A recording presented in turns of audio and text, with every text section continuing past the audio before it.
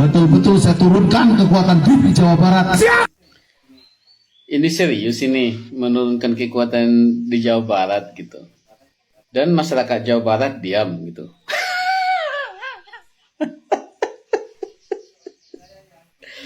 Saya yakin masyarakat Jawa Barat tidak akan diam.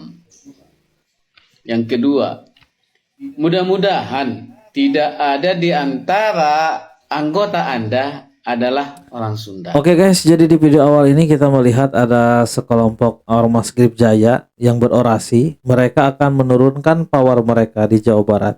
Dengan ada mengancam, mereka seseolah ingin menunjukkan kekuasaan mereka di Jawa Barat. Dan abang ini berkata, mudah-mudahan saja di antara mereka tidak ada orang Sunda guys. Karena sudah pasti itu akan mencemarkan nama baik orang Sunda ya guys. Karena kita tahu bahwa orang Sunda itu seharusnya mendukung KDM ya guys. Dan bukan menjadi musuh dalam selimut. Oke, mari kita simak video abang ini lagi guys. Ya, kalau ada orang Sunda yang ikut-ikutan jadi anggota Anda bikin ribut di Jawa Barat atas kepemimpinan Gubernur Aing, saya ragukan kesundaannya. Karena kami aja yang suku lain, kami suku Batak, sangat menghormati Kang Deddy Mulyadi, sangat respect Kang Deddy Mulyadi. Kok yang lain? Oke, saya himbau kepada orang Sunda yang mengikuti ormas GRIP Jaya, kalian seharusnya ngaca dan sadar. Suku orang lain aja yang bukan selain orang Sunda tidak ikut-ikutan untuk membuat onar di Jawa Barat dengan masuk ke ormas GRIP Jaya. Jadi mudah-mudahan saja tidak ada ya guys orang Sunda di ormas GRIP Jaya ya guys. Karena kita tahu bahwa abang ini saja yang sukunya Batak mengidolakan sosok KDM guys. Karena dia sudah sadar dan aware tentang kinerja KDM selama ini guys. Bapak Aing dilaporkan ke KPK. Komunitas anti korupsi atau Kompak Jawa Barat melaporkan Gubernur Jawa Barat Kang Deddy Mulyadi serta Sekretaris Daerah Jawa Barat Kang Herman Suryatman ke KPK dan Ombudsman. Surat terbuka yang Kompak layangkan ke KPK dan Ombudsman lagi-lagi menyoal terkait pergeseran dan perubahan APBD Provinsi Jawa Barat tahun 2025 tanpa melibatkan DPRD. Ini satu lagi guys. Ini ada hal yang lucu guys. Jadi di sini ada oknum DPRD yang melaporkan KDM atas karena KDM tidak melibatkan DPRD dalam mengelola dana APBD guys. Ini sangat lucu ya guys. Karena kita tahu bahwa tidak perlu DPRD ini melaporkan KDM ke KPK repot-repot ya guys. Karena KDM sendiri sudah menyerahkan dirinya ke KPK agar diawasi tentang pengelolaan dana yang dikelola oleh dirinya. Dan kita tahu bahwa siapa sih yang cenderung teriak-teriak ketika dana APBD itu dikelola. Karena sudah pasti mereka berpikir lahan korupsi mereka tuh diganggu guys. Jadi wajar saja mereka berteriak guys. Jadi di sini kita tahu sih mana pejabat ataupun tokoh politik yang benar-benar pro dan juga tidak kepada rakyat. Buktinya ketika KDM mengelola dana agar bisa langsung tepat sasaran dan dinikmati oleh masyarakat untuk kepentingan masyarakat. Ada segelintir orang atau pejabat yang tidak setuju dengan hal tersebut. Padahal mereka dipilih oleh rakyat untuk mensejahterakan rakyat, bukan untuk mensejahterakan diri mereka sendiri, guys. Dan di sini kita tahu mana pejabat yang jujur dan juga tidak, guys. Mungkin mereka ini merajuk karena tidak dilibatkan langsung oleh Gubernur Jawa Barat ya. Salah satu yang menjadi sorotan Kompak dan menjadi alasan melaporkan keterkaitan Sekda Jabar selain KDM adalah Herman Suryatman mengumumkan melalui sosial media bukan di forum resmi DPRD tentang alokasi pembangunan gedung sebesar 1,2 triliun. Kami meminta KPK menelisik potensi korupsi dari pergeseran anggaran yang tidak diawasi. Ya, silakan saja DPRD, silakan saja laporin KDM ke KPK dan minta KPK awasin KDM tuh. Ya karena memang itu kemauannya KDM guys. Jadi kalau gini ceritanya KDM tidak akan kaget dan tidak akan ketar-ketir ya guys. Justru mungkin KDM senang diawasi langsung oleh KPK. Dengan demikian KDM itu akan bisa lebih tanpa menjelaskan pun juga mungkin masyarakat akan tahu gimana cara kinerja atau transparansi KDM ya dengan diawasi oleh KPK ini. Jadi masyarakat bisa menyaksikan langsung kejujuran KDM guys sebenarnya. karena ini sudah masuk penyalahgunaan wewenang dan maladministrasi. Kata Aing mah mudah ketebak siapa dalang di balik pelaporan ini. Mereka orang-orang yang terganggu jatahnya alias penikmat Ya, OBD. saya setuju guys. Jadi bagi kalian yang tahu siapa saja nama-nama di balik pelaporan yang dilakukan oleh oknum DPRD ini, silahkan tulis di kolom komentar guys. Karena jujur saya tidak tahu nama-namanya siapa guys. Tetapi ya yang sudah jelas, yang sudah pasti ya mereka yang merasa lahan korupsinya itu terganggu guys. Oke, mari kita lanjut ke video selanjutnya. Atau dana hibah. Kebijakan yang dibuat Kang Deddy Mulyadi mengganggu ladang korupsi mereka. Jadi segala cara dilakukan selain ngoceh di sosial media namun tidak ada efek. Sekarang diduga mainannya lapor-melapor. Tuh aing mah asa hesenya jadi pemimpin baik, pemimpin yang kerjanya tulus untuk rakyatnya, untuk daerahnya, selalu diganggu oleh komunitas-komunitas riweuh. Pesan untuk Kang Deddy Mulyadi, ulah capeknya, ulah kaganggu kunu kos karar itu patut. Ya, mari kita doakan semoga saja KDM diberikan kesehatan, ketabahan dan juga kesabaran dalam menghadapi serangan yang bertubi-tubi dilakukan oleh para oknum yang tidak setuju dengan pengelolaan dana APBD yang disalurkan langsung kepada masyarakat, guys. Oke, mari kita simak video selanjutnya. Subang ayeuna keur acak-acak ya ku Gubernur Jawa Barat Kang Deddy jeung Bupatina. Apal anu jalan ka Ciater kan loba di dinya geuning pedagang-pedagang ganas kan bangunna teh geus pokona mah teu parantes na anu make jalan Bina Marga. Tah ayeuna teh ku Kang Deddy keur dirapi, keur dibabad. Kitu teh Kang Deddy mah geuning teu asal ngababad, teu asal ngagusurnya. Da tadi bere ye keur uang kompensasina teh keur selama 2 bulan teh. Cicing di imah teh dibere duitna, dibere sembakona, engke dibangunkeun kios nu rapih nu pantes. Tah kitu ieu karena pemimpin teu asal gasar gusur wae. Terus selama digusur ge dibere uang dapur lah paribasana kitu. Namun teu usahanya, usaha ladang tidinya. Urang moal nyalahkeun, moal ngabela itu ieu. Heuh kudu nama kitu pemerintah teh sanajan salah kitu heuh. Warga teh make tanah negara tapi da geuning ku pemerintah na ngarti mah geuning ber geuning aya we solusina teh Nun Kang Deddy sok teruskeun.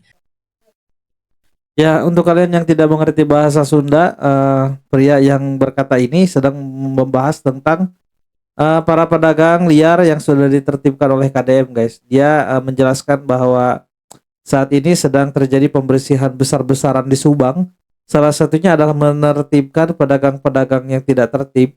Tetapi kita tahu bahwa kemarin baru saja para pedagang nanas itu sedang melakukan demo ya guys di Subang dan juga di Gedung Sate. Karena mereka merasa dirugikan karena KDM tidak kunjung melaksanakan janji yang sudah diberikan kepada atau yang sudah ditawarkan kepada para pedagang nanas, guys. Di sini saya hanya bisa mengelus dada karena mereka tuh lebih tega dari para debt collector ya, guys. Debt collector saja ketika mendengar janji dari nasabah masih bisa memberikan tenor waktu untuk bisa membayar. Tetapi ini luar biasa, guys. Belum genap 1 bulan bahkan janji KDM itu diucapkan, mereka para pedagang nanas yang ada di Subang itu sudah berdemo dan menagih janji KDM. Yang mana kita tahu bahwa untuk mewujudkan semua yang dijanjikan oleh KDM itu tidak mungkin bisa dilakukan secara instan, tetapi melalui proses, melalui waktu, melalui berbagai tahap proses dan mekanisme sehingga itu bisa diwujudkan, guys. Tetapi di sini yang saya miriskan adalah ternyata uang yang dijanjikan untuk mengganti rugi barang dagangan para pedagang yang terkena dampak ternyata itu sudah dibayarkan juga sebenarnya oleh Bupati Subang. Dalam artian di sini sebenarnya Kang Deddy itu sudah menepati janjinya gitu. Itu uangnya sudah cair. Uang yang terakhir memborong dagangan mereka terakhir itu sudah dibayarkan. Tinggal menunggu cairan uang yang dijanjikan untuk bekal mereka selama 2 bulan. Itu saja. Dan itu pun juga rencananya akan diberikan minggu-minggu ini. Tetapi dengan adanya demo, saya dengar si Bupati Subang itu enggan memberikan dana tersebut. Itu untuk memberikan efek jerah kepada pedagang yang mudah sekali terprovokasi oleh oknum-oknum ormas dan juga LSM. Oke guys, mari kita lanjut melihat video selanjutnya. Dan setelah itu saya akan menyasar pada orang dewasa. Ini akan yang saya lakukan program untuk orang dewasa. Orang dewasa begini, orang mabuk tiap hari meninggalkan istrinya itu kan nggak bisa dipidana. Orang yang bertengkar di rumah nggak bisa dipidana. Orang yang nggak pernah balik ke rumahnya meninggalkan tanggung jawab terhadap anak-anaknya kan nggak bisa dipidana. Kemudian tidak semua hal bisa dipidana dan tidak semua hal dipidana. Maka saya memilih nanti ketika ada orang bikin rusuh di sebuah daerah, kemudian kerjanya mabuk aja atau misalnya bergeng-geng di jalanan, nanti dijaring kemudian diserahkan ke Kodam 3 untuk dididik di Dodik ini. Ya, di sini KDM menjelaskan bahwa suatu saat atau nanti dia akan memberikan kebijakan yang khusus akan berdampak kepada orang dewasa. Saya juga belum mengetahui pasti kebijakan apa atau gebrakan apa yang akan dilakukan oleh KDM. Tetapi untuk urusan orang dewasa, saya berharap bahwa kebijakan yang akan diambil nanti oleh KDM yaitu untuk memberantas Bang Emok dan juga judol ya guys, yang sudah sangat meresahkan warga. Karena kita tahu korban dari judol dan Bang Emok itu banyak sekali menelan korban orang-orang dewasa khususnya guys, yang sudah bisa bekerja, yang sudah bisa mencari uang sendiri. Itu mereka rata-rata hancurnya itu oleh judol dan juga Bang Emok. Dan demikian mudah-mudahan KDM akan membuat kebijakan yang bisa menertibkan orang-orang dewasa yang sudah terlanjur ketagihan judol dan juga yang terlilit hutang Bang Emok guys. Oke, mari kita lanjut sama video selanjutnya.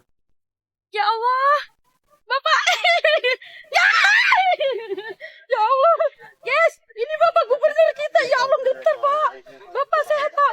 Ya Allah. Allah Rabbi. Bapak ini gimana Pak? Iya, jangan geteran. Ini bener dewek. Iya, dewek ya. Ya Allah, kita sendiri saya. Ya Allah. Ya Allah. Ya Allah ya. Oke guys, jadi di sini kita melihat antusias warga ketika bertemu dengan KDM ya guys. Dan mudah-mudahan saja ini menjadi pertanda ya guys untuk kita semua bahwa saat ini kita memiliki pemimpin yang begitu dicintai oleh semua lapisan masyarakat. Dan mudah-mudahan saja ini menjadi bukti bahwa Indonesia sebentar lagi akan menemukan pemimpin yang selama ini ditunggu-tunggu guys, yaitu adalah pemimpin yang jujur dan juga transparan dalam menjabat. Saya jadi teringat kata-katanya Ahok ya guys. Ya, Ahok pernah berkata dalam suatu momen, dia berkata bahwa untuk mewujudkan Indonesia bebas dari korupsi, salah satunya cara atau satu-satunya cara mungkin adalah dengan digitalisasi. Dengan demikian, Ahok berkata, di era digitalisasi, ketika semua informasi mudah didapat oleh masyarakat, maka pengelolaan dana dari pemerintah yang untuk kepentingan rakyat bisa langsung diakses dan dilihat oleh masyarakat luas. Dengan demikian, tidak akan ada lagi celah untuk para koruptor bisa korupsi karena semua informasi dan dana itu sudah bisa dilihat langsung oleh masyarakat, sudah bisa digitalkan gitu guys. Dan kita tahu saat ini KDM sudah menerapkan hal tersebut. Dengan adanya sosial media, KDM itu selalu transparan soal uang. Bahkan KDM tidak segan-segan menyebutkan jumlah anggaran yang saat ini sedang dikelola oleh dirinya.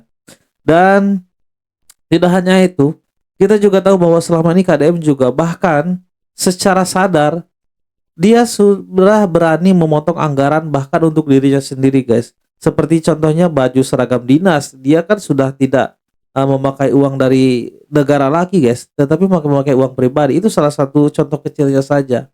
Dan kita melihat antusiasme warga ini ketika melihat KDM, itu menunjukkan bukti bahwa mereka benar-benar melihat sosok pemimpin yang tulus guys. Ampun, awas.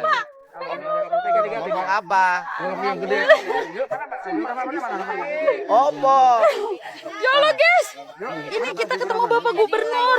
Ya Allah, ya Allah Suaminya Bapak. marah jangan Oke guys, mari kita lanjut video selanjutnya. PR itu warisan dari zaman Belanda.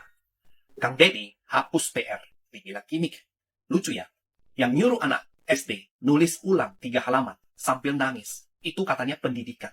Tapi yang nyuruh anak tidur cukup, bantu orang tua, malah dibilang ngawur.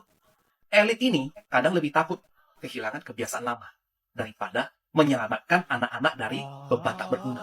Sekarang, kita tanya, PR yang elit bela mati-matian itu beneran mendidik? Atau cuma formalitas, biar guru kelihatan kerja? PR bukan tanda cinta guru. Yang perlu dibela bukan PR-nya, tapi akal sehat dan hak anak untuk jadi manusia utuh di keluarganya, bukan robot LKS. Karena kalau PR jadi indikator kualitas pendidikan yang hampir seharian itu, buat apa? Jangan-jangan elit cuma takut kehilangan kendali, takut sistem berubah. Kang Deddy bilang, belajar selesai di sekolah. Dan elit langsung nyinyir. Katanya anak jadi malas, enggak disiplin. Pertanyaannya, kalian mau anak disiplin karena takut PR atau karena ngerti makna belajar? Oke guys, jadi di sini abang ini sedang menjelaskan tentang kebijakan KDM soal PR ya guys. Dan beberapa waktu lalu kita pernah mereaction KDM yang sedang menjelaskan kebijakan tersebut. Poin intinya yang disampaikan oleh KDM tentang kebijakan PR ini adalah sebenarnya KDM itu tidak bermaksud untuk menghapus PR secara total ya guys, tetapi lebih ke jenis PR itu sendiri guys. Jadi KDM itu menyarankan siswa dan siswi yang belajar di sekolah itu diberikan PR yang bisa bermanfaat untuk keluarganya di rumah. Seperti contohnya ginilah gampangnya. Jadi di sekolah itu kita cukup belajar teori saja dan itu cukup dilakukan di sekolah. Nah, ketika siswa dan siswi itu disampai ke rumah, maka mereka itu harusnya diberikan PR untuk mempraktekkan apa yang sudah dipelajari oleh mereka di sekolah itu di rumah, guys. Dan itu KDM menganjurkan itu juga dinilai oleh guru-guru guys di sekolah. Sehingga ketika siswa dan siswi ini pulang ke rumah, mereka itu bisa lebih berbakti kepada orang tua, bisa lebih intinya lebih bisa mempraktekkan apa yang sudah mereka pelajari di rumah guys. Dan tidak mengerjakan pekerjaan yang harusnya sudah cukup di sekolah gitu guys. Oke, mari kita lanjut ke video selanjutnya ya guys. Pada yakin banget sih Kang Deddy Mulyadi KDM itu gubernur. Kata gue turunin dah KDM dari gubernur tuh, turunin, jangan jadi gubernur. Tonton dulu videonya sampai habis karena gue mau nayangin videonya Kang Deddy Mulyadi biar kalian semua paham kenapa gue tiba-tiba marah. Masa sih gubernur pidato nggak pakai teks? Emang boleh pidato nggak pakai teks kayak gitu? Karena dia ngerti lapangan dan dia bekerja dengan hati, dia bekerja jujur. Emang boleh nggak pakai teks kayak gitu? Ada gubernur yang begitu? Ada, itu Deddy Mulyadi doang tuh begitu, Kang Deddy doang yang begitu. Nih, gue kasih tunjuk videonya. Lu tonton videonya baik-baik ya. Yang gak ngerti bahasa Sunda, ada translate-nya di tengah-tengah. Indonesia budak make motor, beli udun, minuman, balik peting, pemerintah na cicing, tindakan. Tapi lamun aya kekerasan kamu udah keribut sa alam dunia, kabeh ngilu komentar. Ya, lamun hayang mere perlindungan ke anak Indonesia, lain ukur urusan ayeuna dibawa ke barak militer, geura lindungi anak urang tinu korban motor, tinu korban Mobile Legend, tinu korban HP, tinu korban minuman keras, ciu, eksimer, geura belerkeun eta ku sarerea siap. Ningali tayangan aing geus tiba heula nguruskeun eta, tong boro jadi gubernur, keur jadi anggota DPRD aing mah kurang ngabubarkeun ieu kabeh. Nganggur ge dibubarkeun penambangan, penjualan eksimer, minuman keras, ciu ku aing dilawan kabeh baheula. Ayeuna komo ayeuna jadi gubernur. Nah, ini yang masih jadi perdebatan dari kalangan yang tidak mengikuti KDM sejak awal, guys. Jadi Kang Deddy Mulyadi itu sebenarnya membuat kebijakan itu berdasarkan pengalaman pribadinya, guys, selama bertahun-tahun. Bahkan ketika KDM itu belum menjabat, belum jadi siapa-siapa. KDM itu sudah melihat realita bagaimana kenakalan remaja terjadi di jalan. Jadi beliau itu sudah paham betul bagaimana watak dan juga kriteria anak nakal tersebut, guys. Sehingga saya yakin bahwa KDM itu mengambil kebijakan berdasarkan pengalaman yang sudah dilewatinya selama ini. Dengan demikian, saya hanya ingin berbicara bahwa di sini KDM dengan sejuta pengalamannya, pasti beliau itu sudah mempertimbangkan kebijakannya sedemikian rupa sehingga menghasilkan kebijakan yang luar biasa yang bisa menekan angka kenakalan remaja, guys. Termasuk mengatur semuanya dari mulai makan, tidur, bahkan pergaulan juga diatur. Itu semua itu berdasarkan pengalaman, bukan berdasarkan riset yang sebentar, guys, tetapi melalui proses riset yang bertahun-tahun, guys.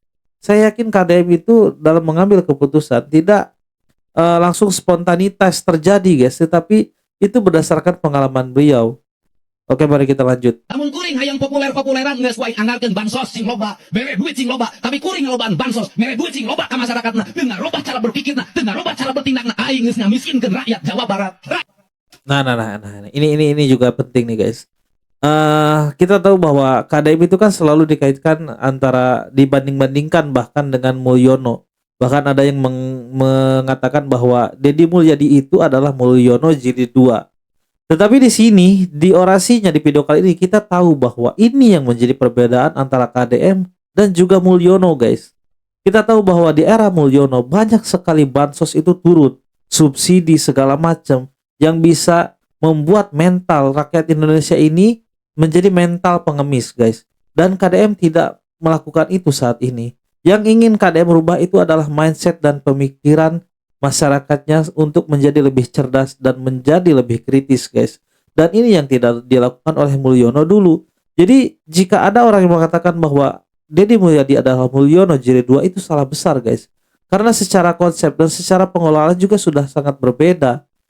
Mungkin yang membuat mereka berpikir Deddy Mulyadi itu adalah Mulyono jilid 2, satu-satunya alasan mereka mengatakan hal tersebut adalah karena KDM sering mempertontonkan kebaikannya di sosial media. Dalam artian di sini KDM itu selalu mengontenkan apa yang dilakukannya, ya guys. Dan itu dianggap sebagai pencitraan.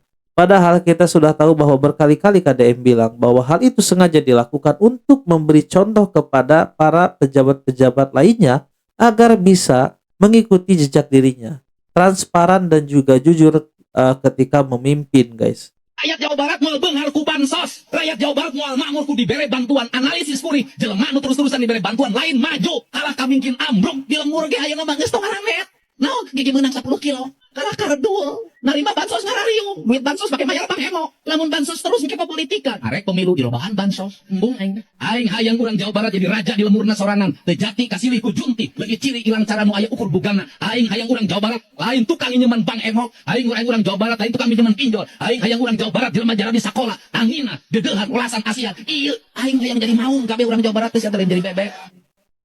Nah, itu dia poin yang disampaikan oleh KDM. Intinya dia itu sangat ingin sekali melihat masyarakat Indonesia itu bangga dengan jati diri mereka. Mereka itu selama ini kan kita tahu bahwa KDM menganggap bahwa Indonesia itu selama ini sudah kehilangan jati dirinya. Budaya dan adat leluhur mereka itu dilupakan. Mereka saat ini atau rakyat Indonesia saat ini lebih paham tentang budaya Eropa ketimbang budayanya sendiri. Masyarakat Indonesia sekarang ini lebih paham kebudayaan orang luar dibanding kebudayaan orang Indonesianya itu sendiri. Bahkan mereka lebih tahu kebiasaan dan adab-adab orang lain ketimbang adab dan perilaku sukunya sendiri, guys. Ajaran-ajaran leluhurnya sendiri. Dan ini yang akan dibenahi oleh KDM, guys, untuk mengembalikan kepercayaan diri masyarakat Indonesia bahwa Indonesia itu sebenarnya adalah masyarakat yang luar biasa, yang mempunyai jati diri dan mempunyai leluhur yang sangat hebat-hebat, guys. Oke, mari kita lanjut ke video selanjutnya. Indonesia. Untuk seluruh warga Jabar, kami sampaikan bahwa pemerintah Provinsi Jawa Barat terhitung nanti hari Senin tanggal 14 April 2025 akan mengeluarkan surat edaran larangan pungutan menggunakan jalan raya. Jadi berbagai kegiatan pungutan atas nama sumbangan tempat ibadah atau sumbangan-sumbangan yang lainnya yang bertentangan dengan prinsip-prinsip keselamatan lalu lintas, kami akan menyampaikan surat edaran larangan. Untuk itu kepada para kepala desa, para kepala kelurahan, camat, para bupati dan wali kota segera melakukan langkah-langkah antisipasi dampak dari pelarangan tersebut. Misalnya lagi ada pembangunan masjid, lagi ada pembangunan musola dan sejenisnya. Maka kita akan bersama-sama menyelesaikan problem dari pembangunan tersebut. Ya, di sini KDM hanya ingin menjelaskan, beliau ini ingin membuat pelaturan yang nantinya akan bisa menertibkan pungli liar di jalan dan juga masyarakat yang sering berdiri di jalan untuk meminta sumbangan pembangunan masjid, ya guys. Nah, di sini KDM saat ini akan membuat kebijakan untuk tidak lagi harus ada pungutan apapun di jalan. Dalam artian nantinya pembangunan masjid itu akan dikelola dan diberikan dananya langsung tanpa harus meminta-minta. Dan kita berharap bahwa pungli-pungli liar yang ada di Jawa Barat juga segera terselesaikan, karena selama ini banyak sekali supir-supir yang diresahkan oleh aksi premanisme dan pencegatan di jalan hanya untuk meminta uang ya guys, yang kita tahu bahwa uang yang didapatkan oleh supir itu sendiri didapatkan hasil kerja jerih payah ya guys. Dan dengan mudahnya para pungli liar itu meminta uang kepada para supir, yang kita tahu bahwa supir itu mempunyai anak dan istri di rumah yang berharap mereka itu bisa selamat sampai tujuan guys. Dan mungkin hanya itu saja. Bagi kalian yang memiliki komentar dan juga pendapat, silahkan tulis di kolom komentar. Dan terima kasih sudah menyimak video ini sampai selesai, dan sampai berjumpa kembali di video selanjutnya.